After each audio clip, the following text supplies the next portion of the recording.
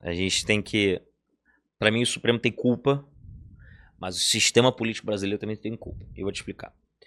O judiciário, ele não age por vontade própria, ou seja, acordou hoje da Câmara e falou assim, hoje eu vou resolver a ideia da discussão se vai legalizar ou não a maconha. Todo juiz só age quando ele é provocado, ou seja, quando alguém pergunta para ele ou quando alguém exige que ele decida. Esse é o princípio básico. Agora, se acontece nos bastidores, uma ligação, são outros 500, tá? Entendi. Mas meu ponto é, o que acontece na prática? Os partidos políticos, no geral, quando eles perdem no Congresso, eles vão para onde? Para o Supremo. Para falar, decide ir para mim, porque eu perdi. E é como se fosse aquela criança que é dona da bola, pega a bola e quer ir para casa.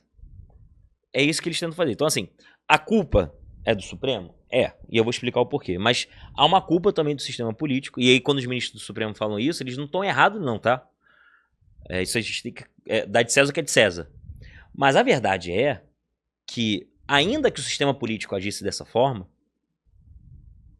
o ponto é, se chegar ao Supremo, e aí isso existe em cortes dos Estados Unidos, do Canadá, da Alemanha, da Austrália, enfim, mundo afora, que é o que a gente chama de autocontenção judicial. O que é isso? Esse nome termo difícil, basicamente fala o seguinte, os juízes não vão decidir substituindo a vontade do Congresso. Ou seja, se o Congresso falar que essa mesa é preta, é preta. É preta. Eu, juiz, não vou me meter nisso.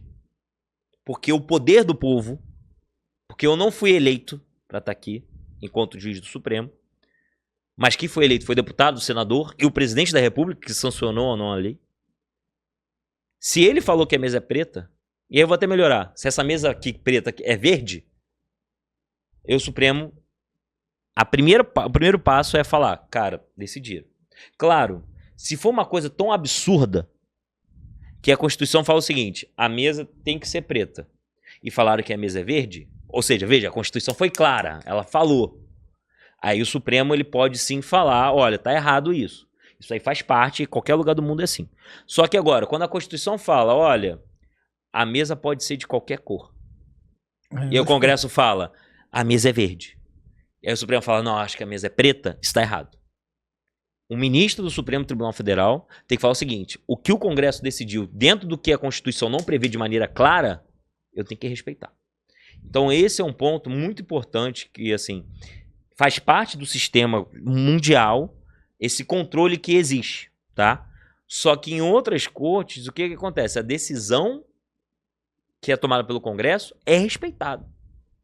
Não se fica criando teses mirabolantes da cabeça, até porque, diferentemente da Constituição, por exemplo, dos Estados Unidos, da Alemanha, do Canadá, enfim, a Constituição brasileira, ela tem 250 artigos que a gente chama no corpo permanente, além das disposições constitucionais transitórias, ou seja, são medidas que se aplicam a um determinado tempo, que lá tem, salvo engano, mais de 180 artigos. Ou seja, a nossa Constituição tem mais de 300 artigos, quase mais de 400 artigos.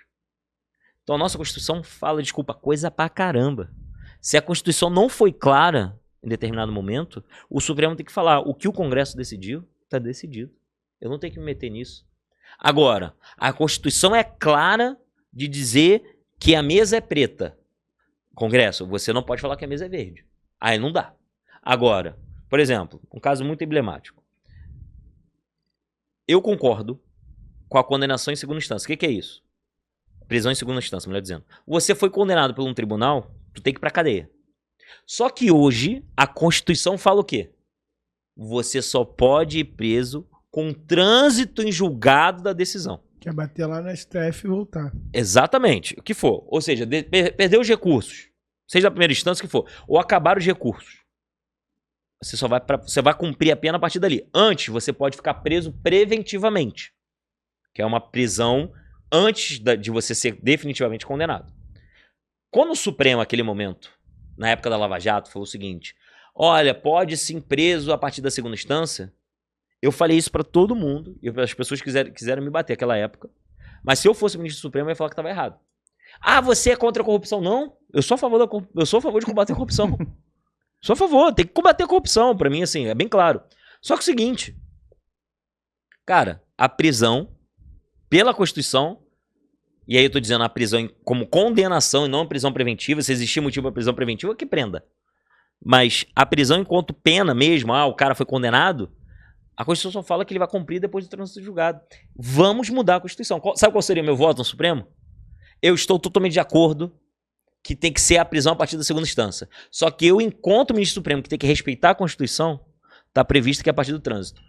Inclusive, vou provocar aqui os parlamentares a aprovarem a PEC que está em tramitação e que ainda existe no Congresso, tá? Só para saber, que muda essa parte da Constituição.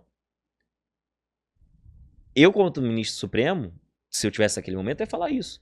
A pessoa ia falar, mas você ia acabar com o combate à corrupção. Não. Eu, inclusive, ia falar para mudar a nossa lei principal, que é a Constituição. Ia ser uma provocação. Então, assim, mas naquele momento, quanto ministro supremo, o que a Constituição diz? A mesa é preta. Então tem que ser respeitado. Então, assim, para mim, esses movimentos não dá para acontecer no calor das emoções. E isso é que causou a ruptura que nem causou agora do Alexandre de Moraes.